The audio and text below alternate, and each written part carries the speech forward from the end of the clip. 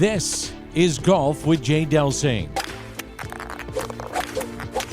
A two-time college All-American at UCLA.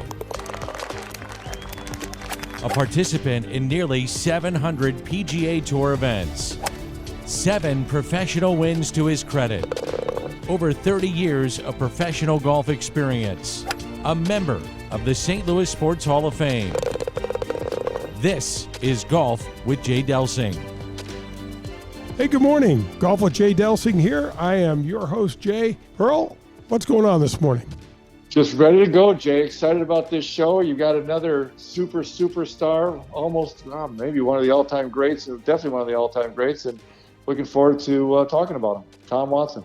Well, first of all, we got to give you a couple creds here. All-American at UCLA, caddied over 100 PGA Tour events. Who can say that in their life? Successful businessman, got several dollar bills in your pocket. Lover of the game, author. What else have you done, Pearl? You are a hell of a fisherman, I will say that. There's only been a couple of times where I feel like I've ever outfished you.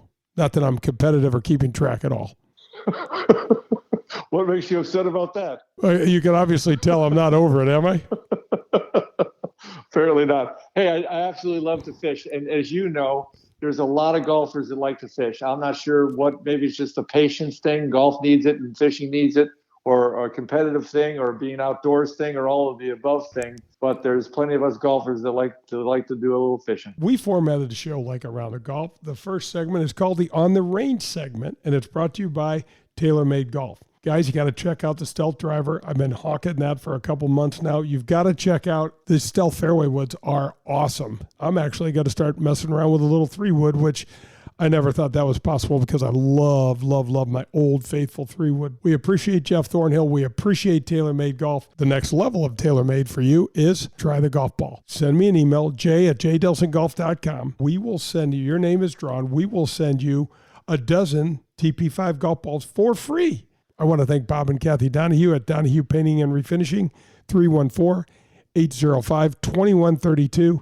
If you need help on the inside of your home, the outside of your home, anywhere, these folks, they're terrific. Give them a call. First of all, you'll love them as people. Second of all, you won't believe the work they do. 314-805-2132. All right, Perlie, Tom Watson. Wow. Well, just fantastic. Another superstar, somebody that we looked up to forever. Hey, I just want to throw one piece out there. I can remember caddying for you in, I believe it was Grand Lake, Michigan, Warwick Hills. He was playing as well. It was one of the first times I ever caddied for you. And we crossed paths with him. He had actually hit it into your fairway, or almost to your fairway, kind of the rough where he had to hit the next one through the trees. He tried to hit the next one, it hit another tree, and then I kind of kept an eye on him, and he hit another tree after that. And I can remember thinking to myself, I thought he never hit a bad shot.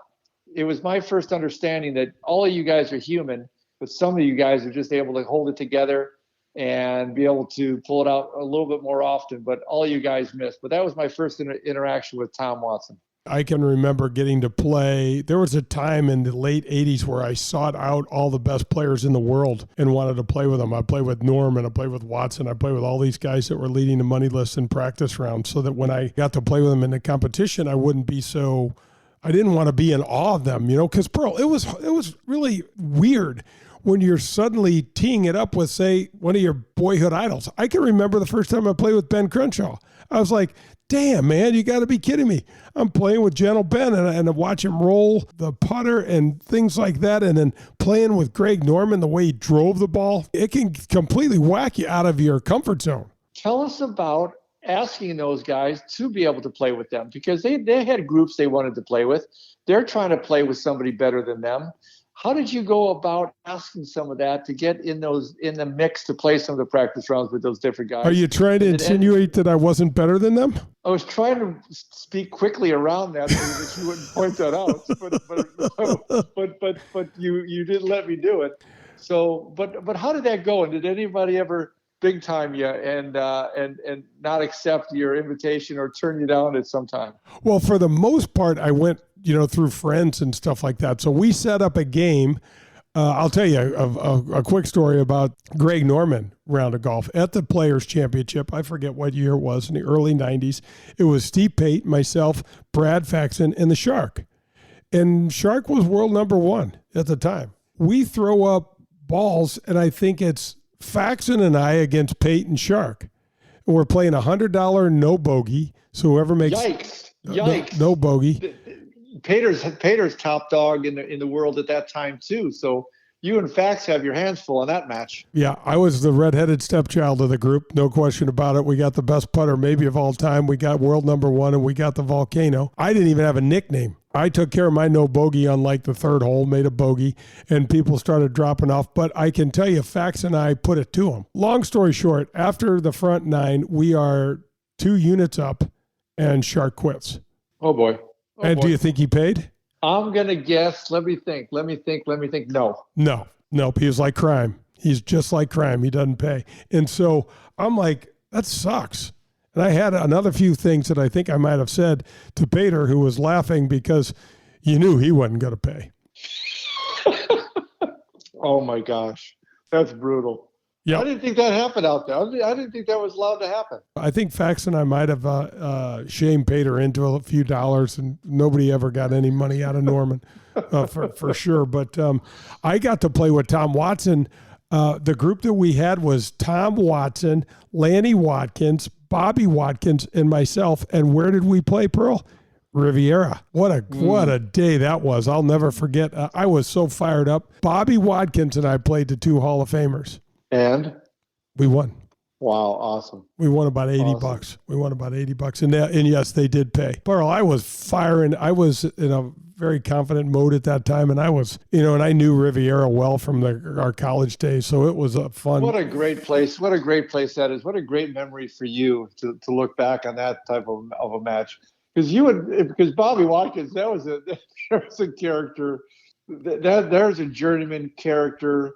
Different game right there for sure. Actually, Pearl, I'm wrong. It was Lanny and I versus Bobby and Tom. Pearl, this is when I just finished. I think I finished 15th on tour the year before in putting and like 30th. And I was extremely confident with my putts, and I was hitting a lot of putts firm. So I had a lot of 4, 3, and 4 and 5 footers out there. And Lanny was like, dude, what are you doing? And I just stand up there and knock him in. He's like, oh, okay, that's what you're doing. I can remember coming down 18. We had a couple presses going on, and I made a nice little 12-footer. That 18th hole at Riviera is not easy. We plotted down there so many times at UCLA, most of those breaks. So, yeah, it was really a fun memory. That's awesome. That's absolutely awesome. All right, so, John, before we get into the Tom Watson, let's talk a little bit about our golf games. Your game for the people. We'll use you as an example, and let's start on the putting green. How are you putting?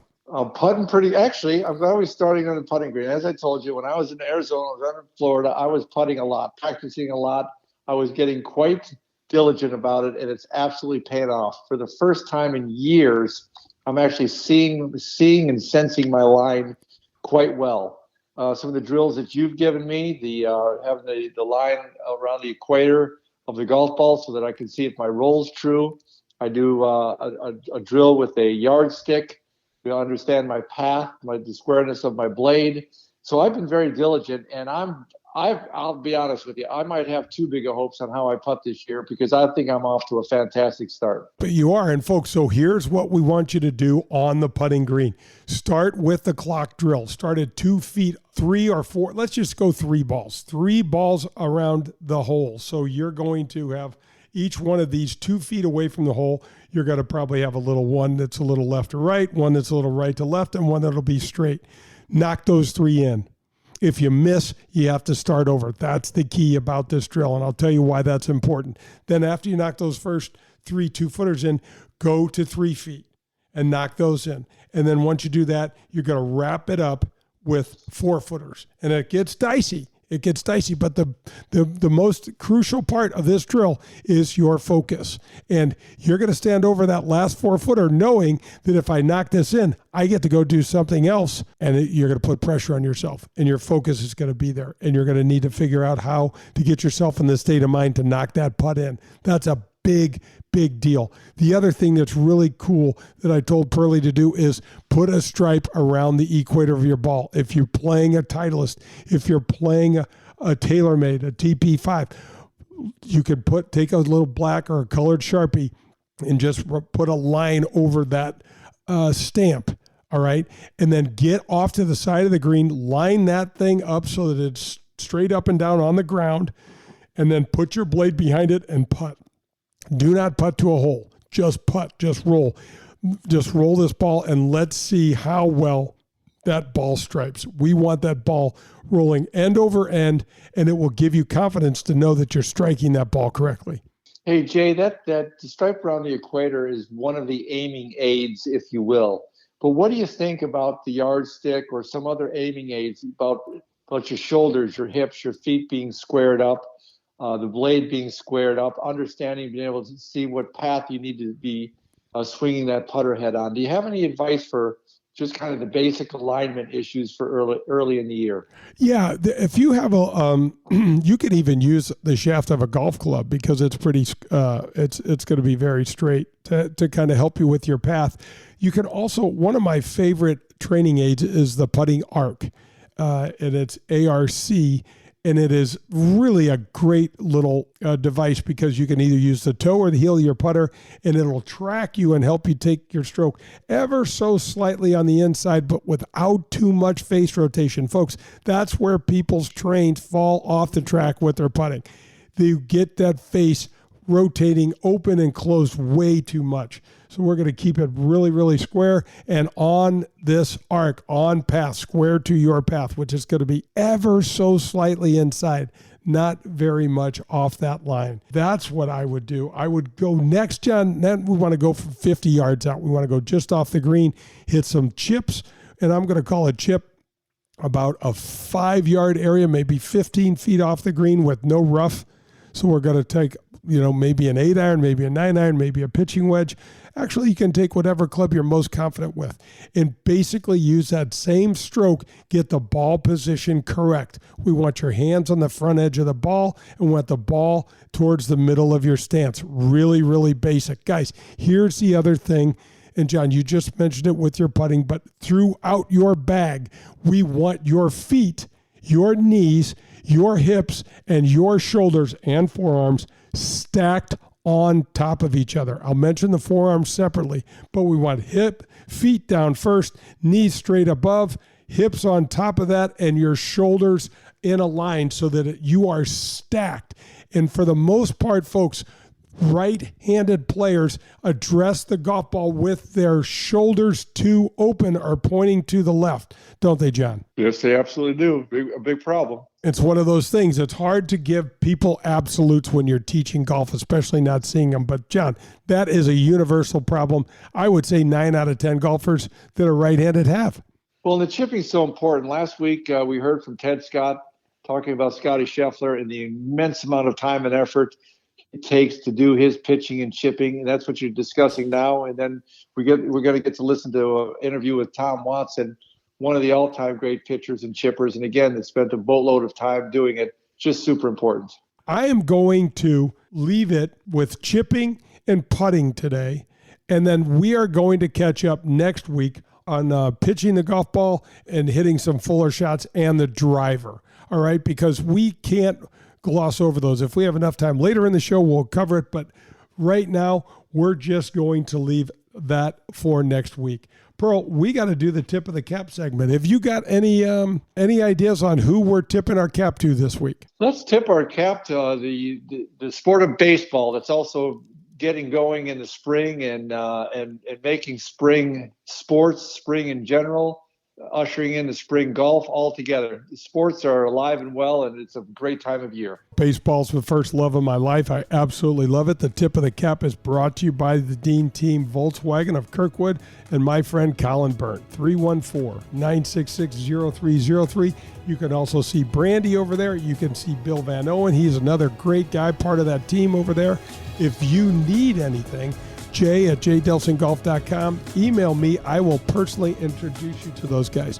Baseball, the crack of the bat, America's pastime. We're able to watch the games in person.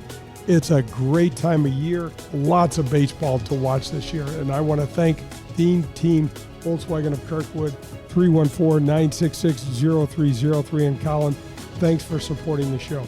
Pearl, we are going to be right back with our interview with the great Tom Watson. This is Golf with Jay Delsing.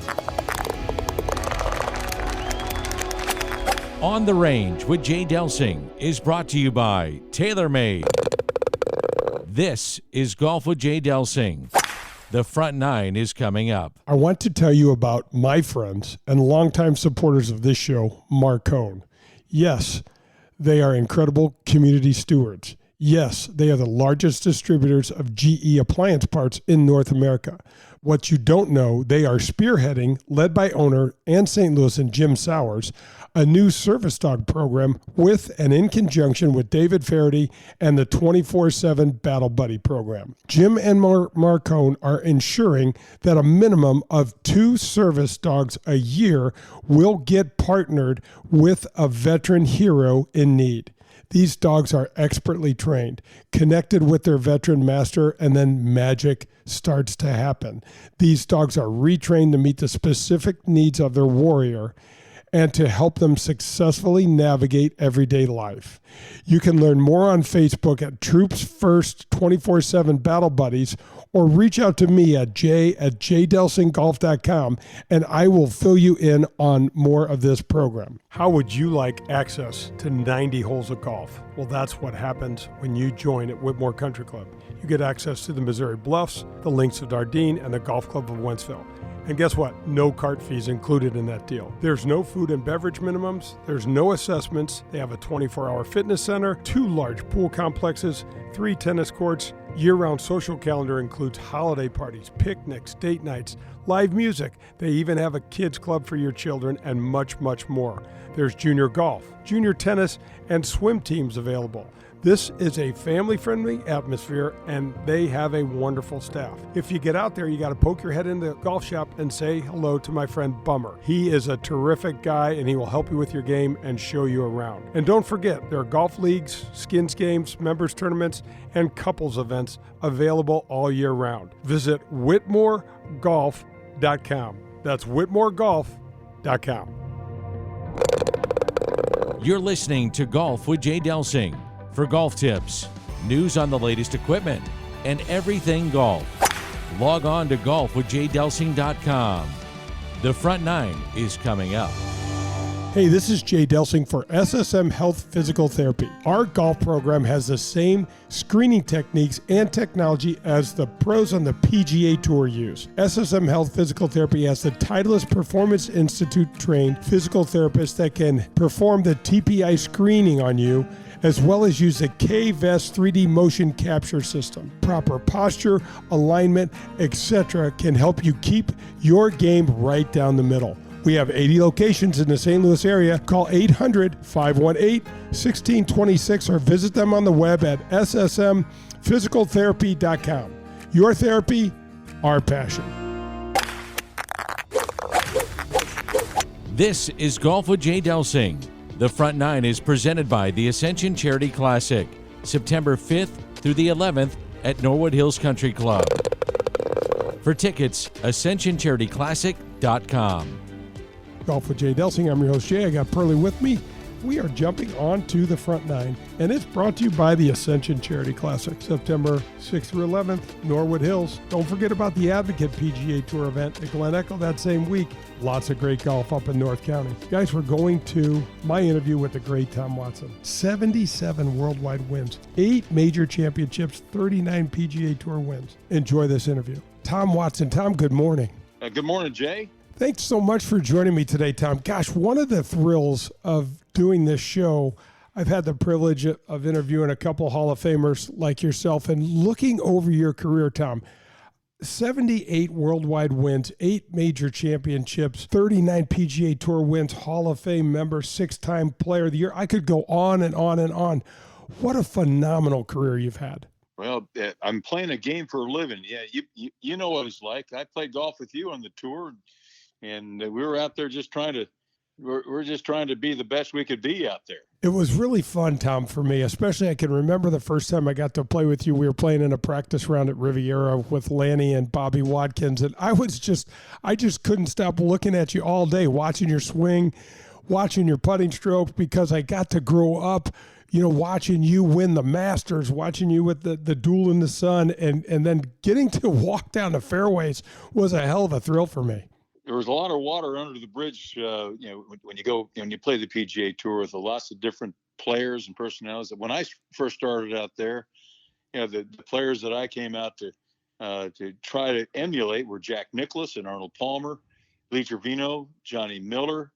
Those are the players that, Sam Snead, actually, Slam and Sam was still playing the tour, Jay, when I started in 1971.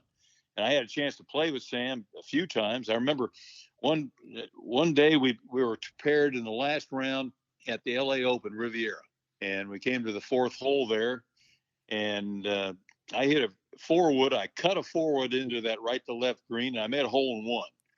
And old Sam said, "Nice shot, son." But I remember why it was so neat, because it was on the fourth hole. It was in the fourth round. I was playing with the McGregor 4 to go 4 under. So it's all 4s on that particular hole.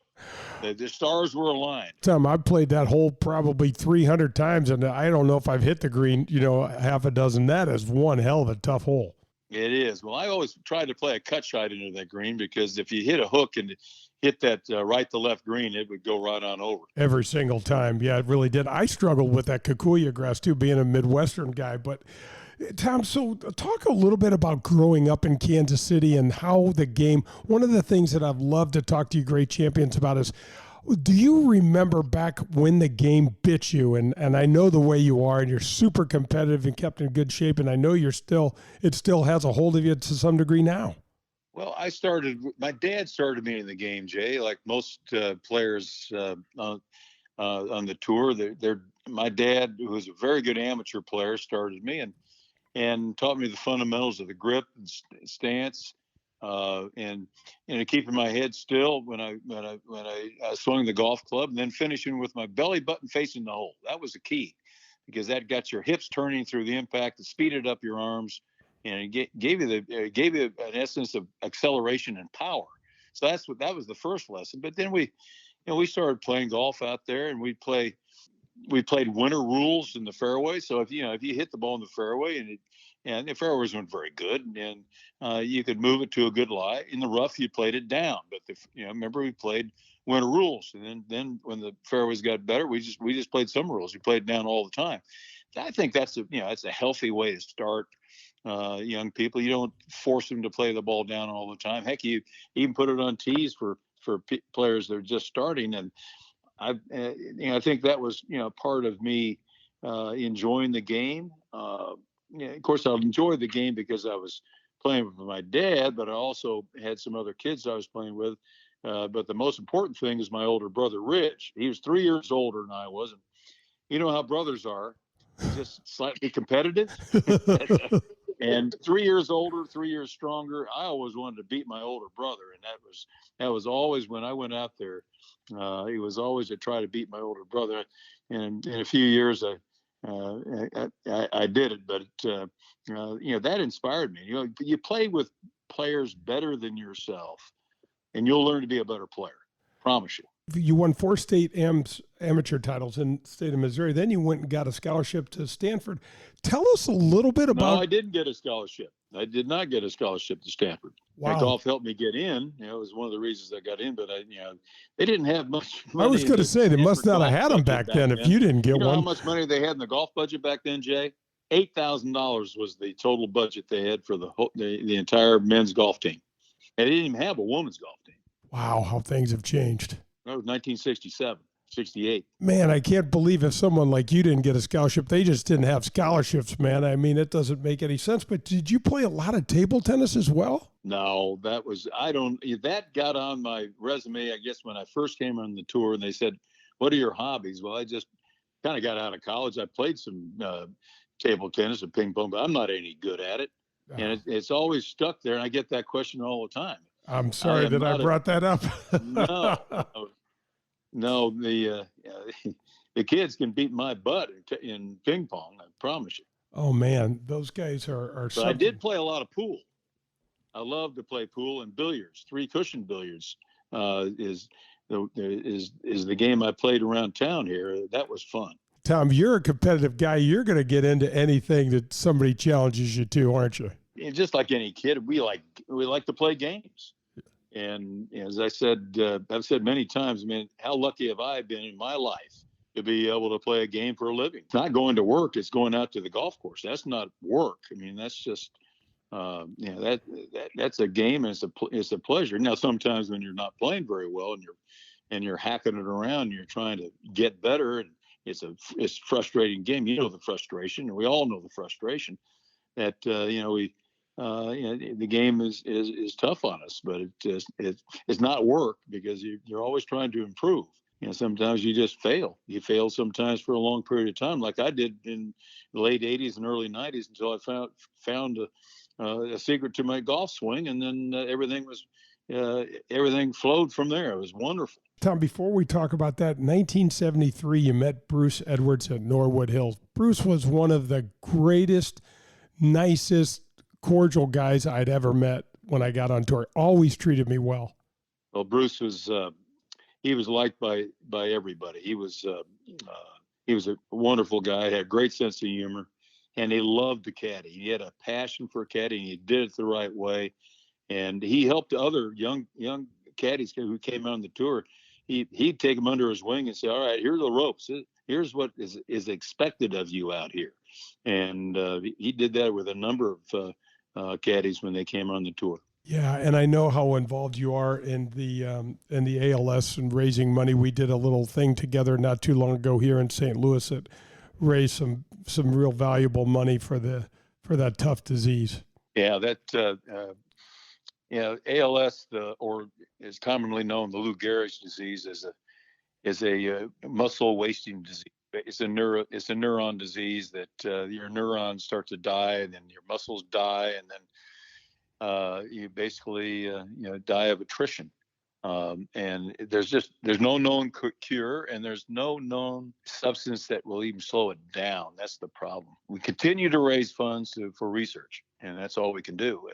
And I'm actually a little bit frustrated right now and impatient with the fact that they haven't found anything in the nearly 17 or 18 years when I've been actively involved with ALS. I told Bruce before he died, 3 weeks before he died, I said, "Bruce, I will give my life to try to find a cure for ALS," and I continue to do that. Tom, talk a little bit about your relationship with Byron Nelson. I know that coming off the U.S. Open in '74 at Winged Foot, and what a tough test that is. Tell us a little bit about how the influence and how Byron helped you, and what a tremendous ambassador for the game of golf Mr. Nelson was too. Holy smokes.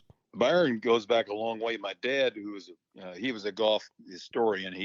His favorite golfer on the tour was Sam Snead. He loved Sam's swing, his power, his rhythm, over Hogan and over Nelson. He always said Nelson had that dip in his swing. Well, little did Dad know that dip in his swing kept the club head square through impact longer than either Snead or Hogan did. And Byron hit the ball straighter than anybody.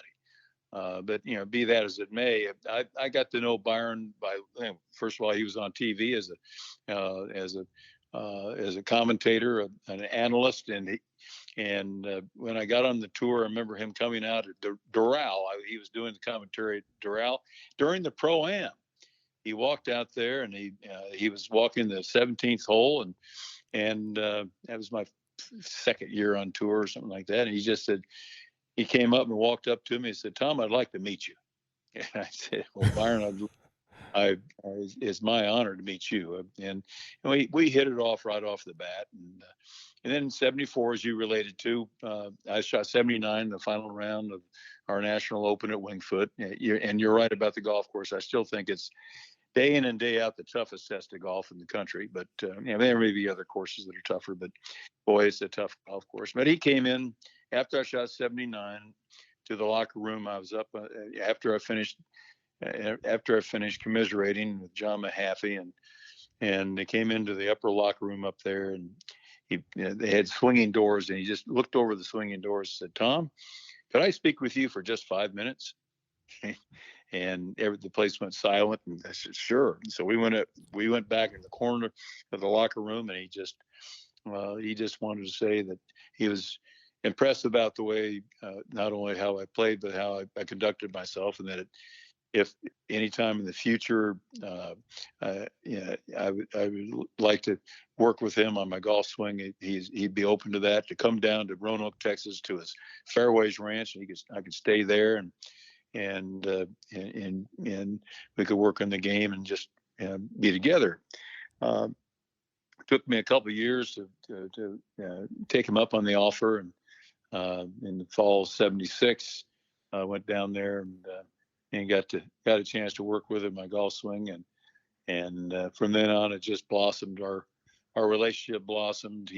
His wife Louise had a terrible stroke. Byron did not leave her side for 2 years, and I went down countless times just to be with him as he was living in the house there with Louise, and it was just he was a great friend, a mentor, and a great storyteller. You know, what I loved most about Byron was his genuineness, his passion for the game, his passion for life, his passion for his religion.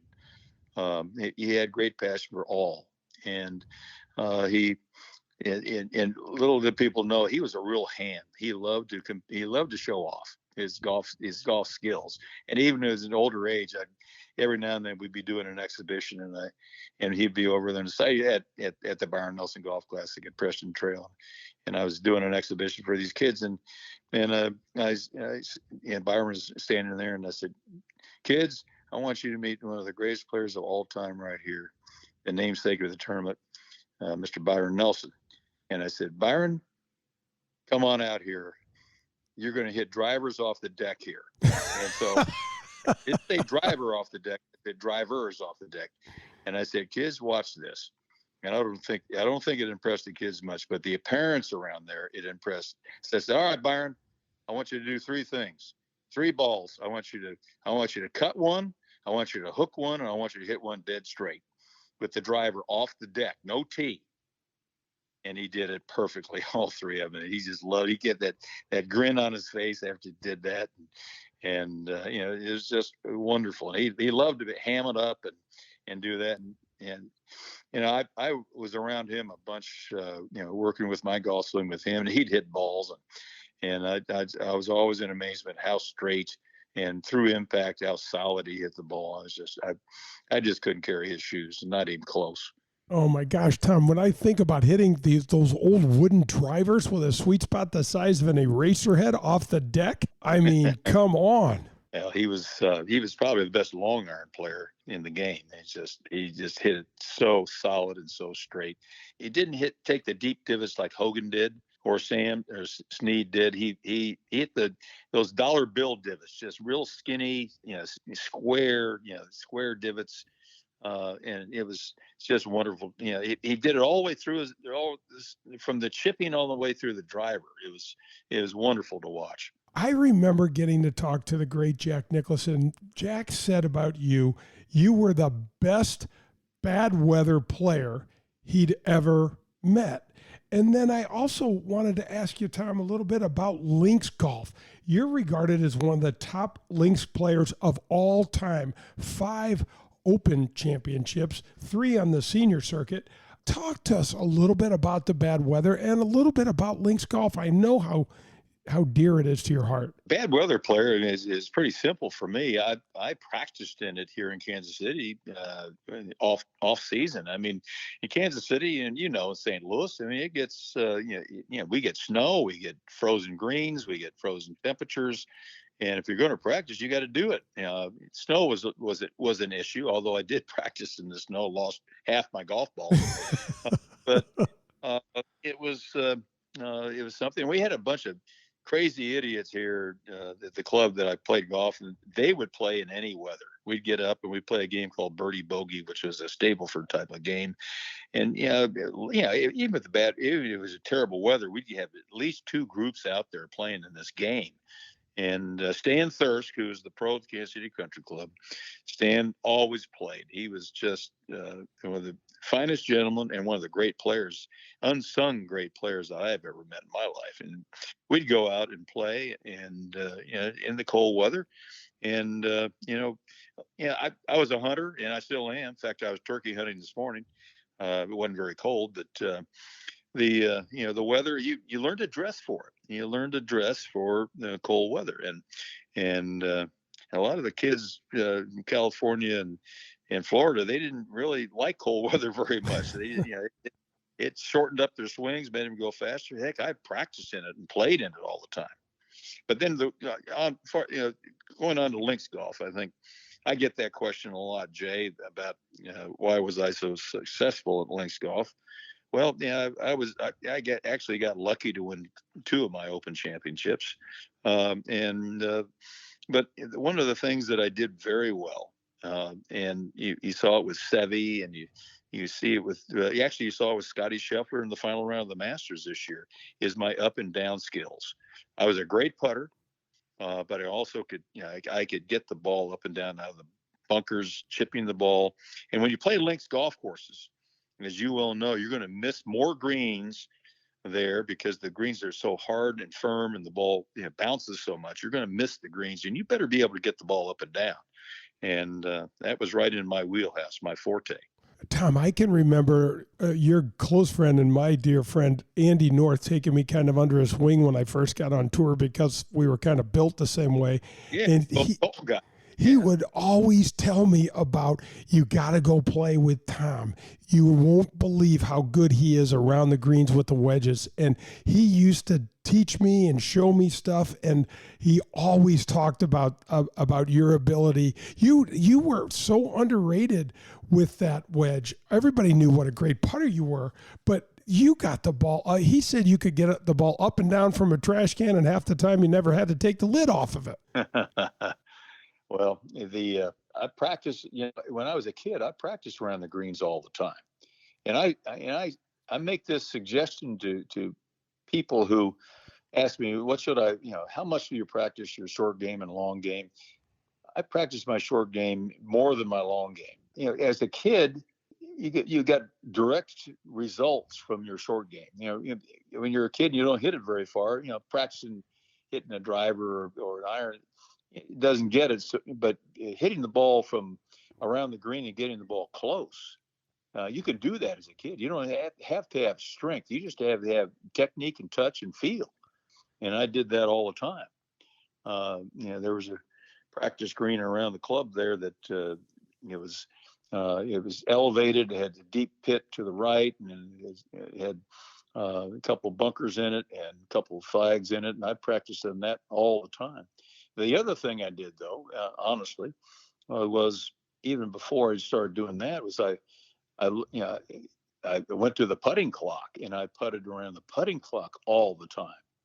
And that was, it was easy for a kid to do. You don't have to, you didn't have to have your own balls. You go out and hit balls and do that. In fact, I didn't have any balls. Dad had a practice bag that he would use, but he wouldn't let me use those. So I practiced around the greens. I practiced on the putting clock. I played games on the putting clock. We had 9 holes in the putting clock.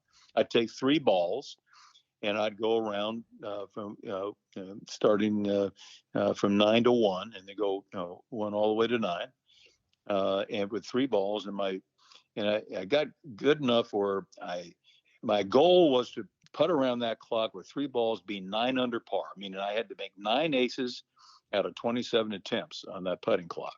Then when I did that, I would reverse it, because then you reverse the breaks, and I'd do that. And it gets back to the essence of learning how to play the game, or playing the game of golf, is you play from the hole back. Putting is first and foremost. You've got to learn how to putt and have the feel for distance and the understanding of break, slope. I remember the lesson that Harvey Penick gave Ben Crenshaw. His dad took him out for his first lesson. I don't know what age Ben was, but Mr. Penick said, "Ben, I want you to take that 7-iron and your putter. I want you to go over that green over there, and I want you to take 1 ball, and I want you to chip that ball to a hole in the green and then go putt it in." He did that for 2 months before the next lesson from Mr. Penick. Ben said, what he was doing? Very simply, he was teaching him how to play golf.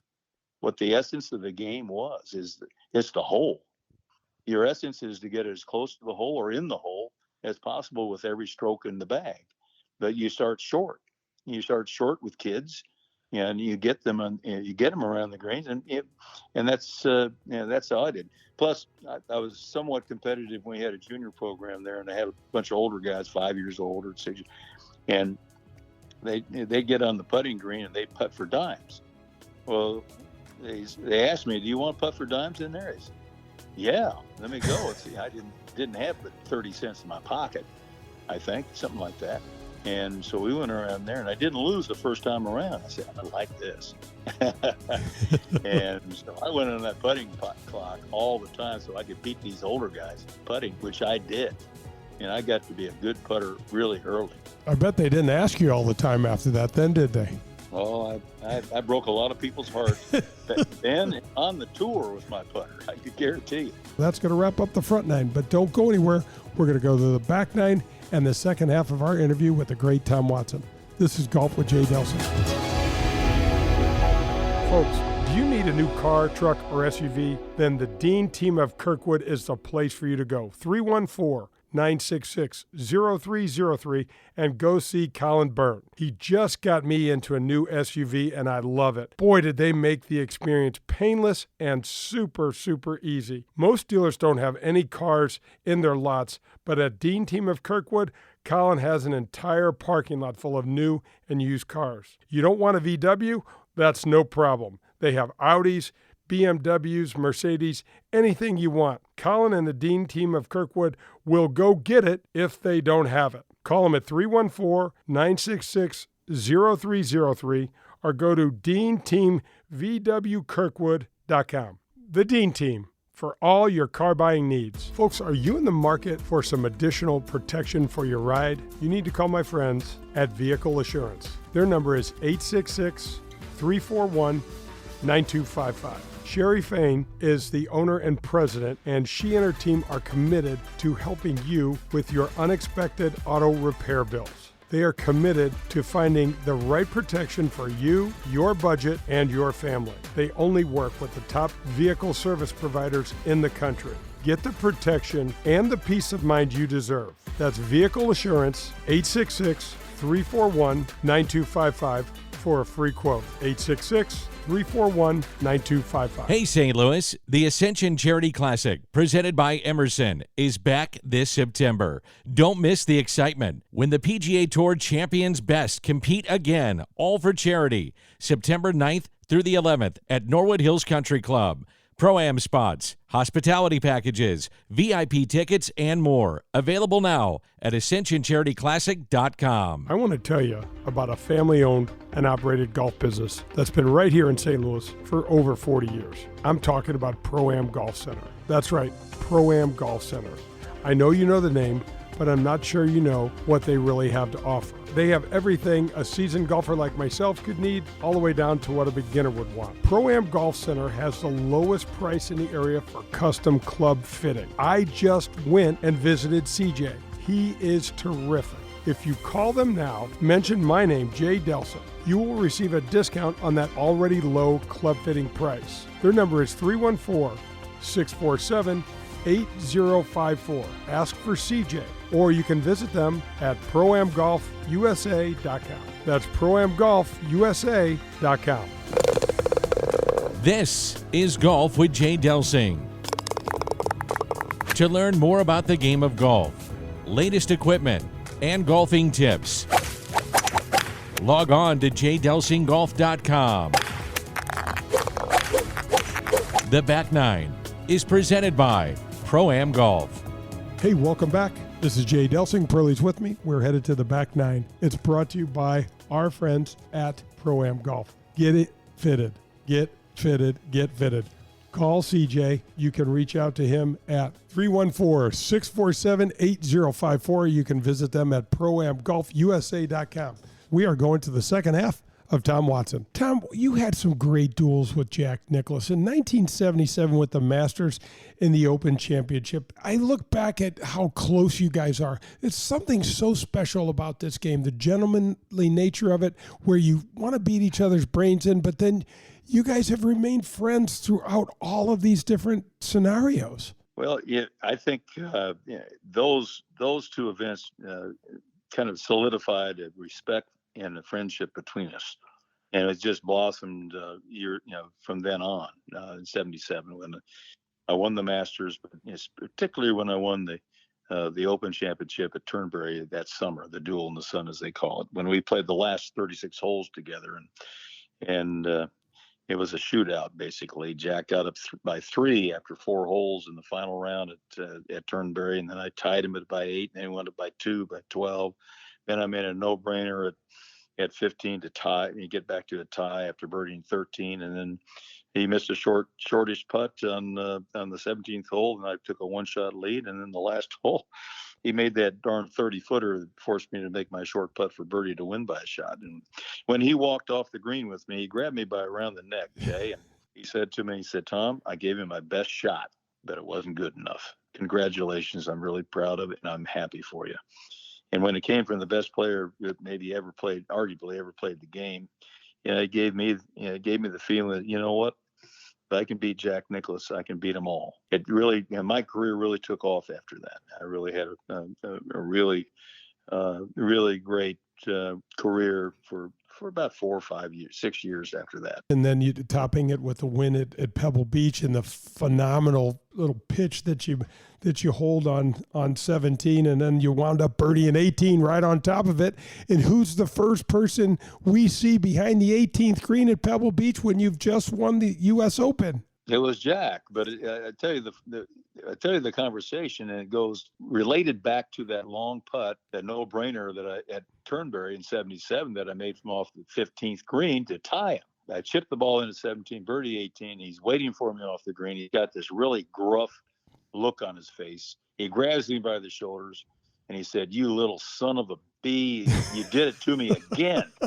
You did it to me again." And then he smiled and he said, "I'm really, really happy for you. Congratulations. You needed to win the U.S. Open." Thought that was so big of him to wait for me and say that to me, even though I know I broke his heart by chipping the ball in. He was standing there with Jack Whitaker on the 18th hole after he finished. He finished before me, and they saw where I hit the ball at 17 in the left rough with a very, well, let's put it this way, it wasn't impossible, but it was a very difficult chip shot up off a downslope out of heavy rough to a downslope green. Both Jack Whitaker and Jack looked at that, and Jack Whitaker kind of smiled and said, "Jack, what's it going to feel like to win your 5th U.S. Open championship?"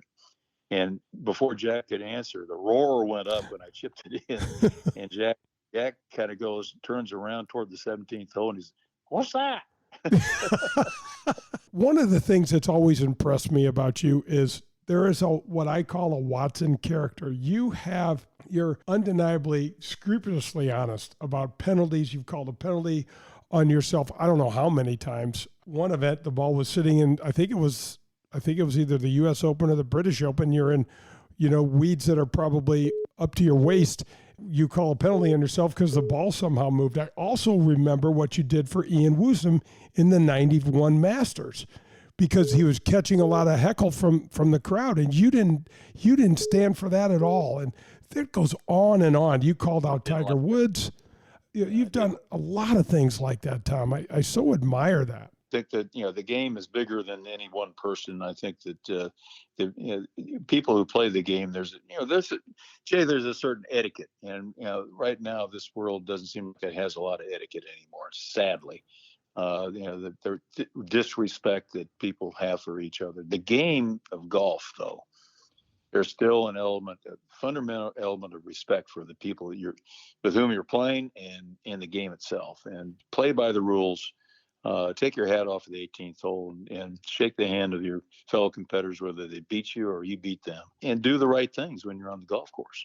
That's why I think the game is the best game there is, because you play with the respect. You play it honestly. That's what I love most about the game of golf. Person that was just a little younger than you, I looked up to you guys and had felt like this was the torch that was passed down to us, that maybe we didn't have the careers, but we could still honor those elements of the game. When I came on the tour, I always gravitated to the older players who were out there. I became friends with with Ken Venturi, and Bob Murphy's a little bit more my era, but Bob and I became very close friends and got to know the players out there, the Dan Sykes, the Bert Yancey's, of course, Jack and Arnie. Not Arnie so much. Arnie, I played with him just a few times, but Arnie and I, over the years, especially when we played the senior skins games together, got to know Arnie really well. Then I respected those guys, and I respected their what they had to say to me.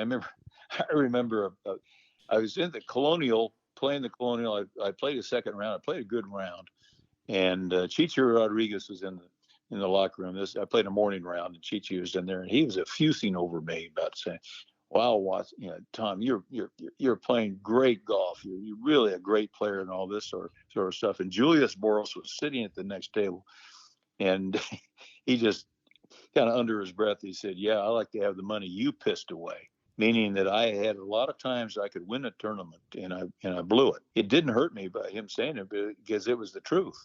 I wish I had not pissed it away. And finally, I learned how to win under pressure. But I like that about the old guys out there. They're brutally honest. Sometimes it's hard to be brutally honest with kids today. Yeah, it's a different world, isn't it?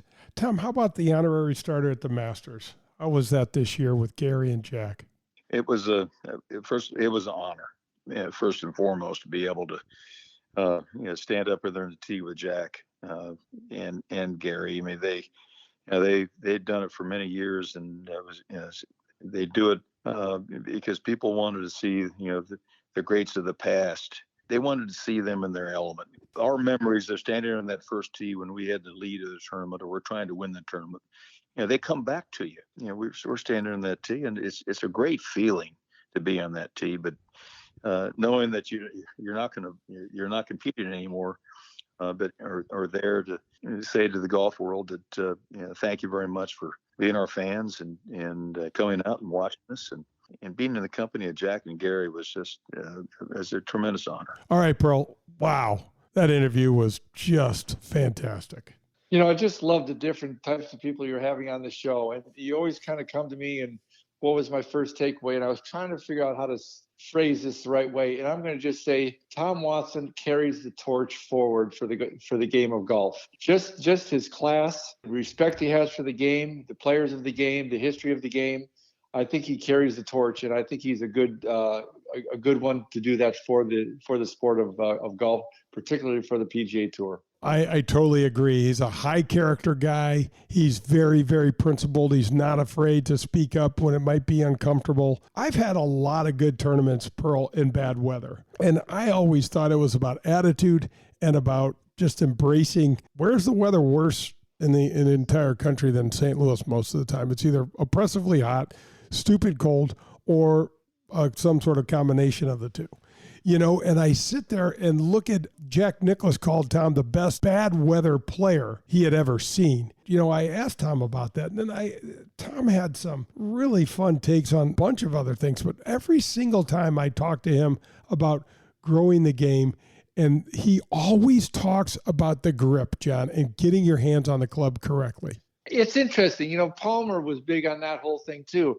Obviously the grip is important, but was that just more of their time that they talked so much about that, or what do you think about that? I think that's what was drilled down onto them when they were younger. That's what I think too. That was one of the things that was told to them that was crucially important. They've carried that forward, and I think that it's and you look at those guys, and I mean, whose hands held a golf club and looked more comfortable and looked more right, so to speak, than Mr. Arnold Palmer or Mr. Tom Watson? Yeah, and they were both quite different. I think Tom Watson's swing relative to the weather, I think the rhythm of his swing was a big deal. He had a fairly quick rhythm, and I think that was helpful to him. Yeah, it absolutely was. All right, Pearl, that's going to wrap up the back nine. But don't go anywhere, folks. We're going to break this stuff down on the Michelob Ultra 19th hole. We have more Golf with Jay Delsing. Powers Insurance is a family-owned agency right here in St. Louis that specializes in providing personalized coverage for the client who has a lot going on. At Powers, they understand that you and your life do not fit in a simple box. So guess what? Neither should your insurance coverage. Go to powersinsurance.com or call 314-725-1414 and ask for Tim Davis. That's powersinsurance.com. Hey, St. Louis, the Ascension Charity Classic, presented by Emerson, is back this September. Don't miss the excitement when the PGA Tour champions best compete again, all for charity.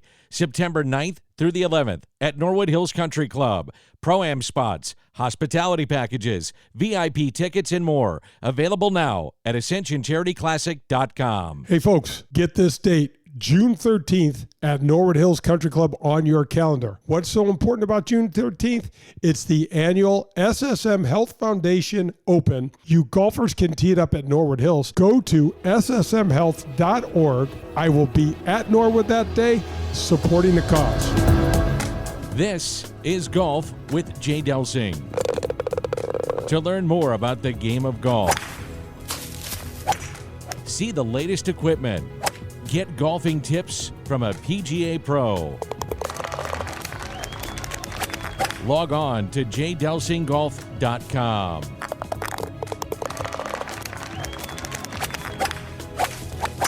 The 19th hole is presented by Michelob Ultra. Hey, welcome back. This is Golf with Jay Delsing. I got John Perlis with me, and we are headed to the 19th hole. Pearl, go ahead and open one.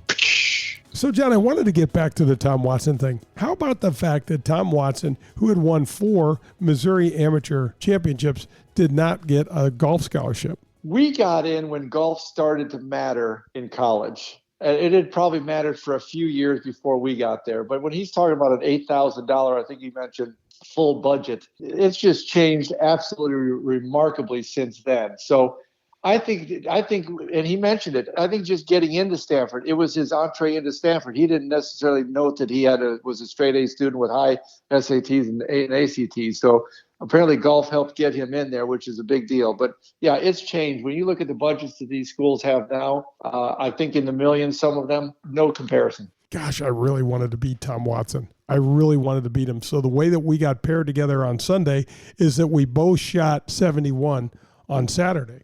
So I thought, oh, man, because Tom made a nice little 12-footer on Saturday to shoot 71. So I was kind of rooting for him because I thought this will be cool. We'll get to play 2 days in a row. And then on Sunday, I had about an 8-footer on the last hole to clip him, and I missed.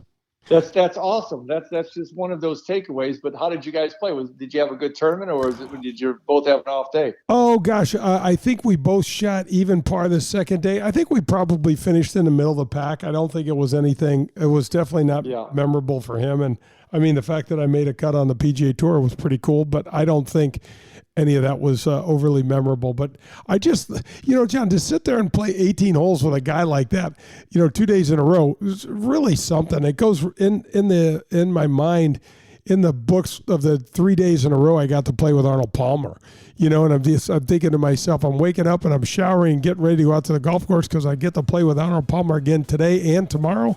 I mean, that's badass stuff. Yeah, all time names. That's a lot of fun. That's awesome. Well, John, that is going to wrap up another show. We got another show in the books, and our golf ball giveaway this week is Jack Collins. Jack, you got a dozen TP5 coming your way. Look for them soon. Pearl, thanks for being with me, and we will be at it again next week. Hit 'em straight, St. Louis. Hey, do you like wine? Have you heard about the hottest new wine bar in St. Louis? It's called Wild Crush Wine Bar, and it's located in Town and Country on Clayton Road, just behind the Straubs. Have you ever experienced self-dispensing wine machines? Well, they are here. The only place in St. Louis and most of Missouri that you'll find them, and it's at Wild Crush. You can choose your size of pour, and Wild Crush will pour the freshest wine in the area for you. The organic argon gas system used at Wild Crush keeps this wine pristinely fresh for up to 60 days. So if you're tired of drinking wine that's been open for a few days, come into Wild Crush for the best and freshest wine selection in the area. Go to wildcrushstl.com and come have one with us.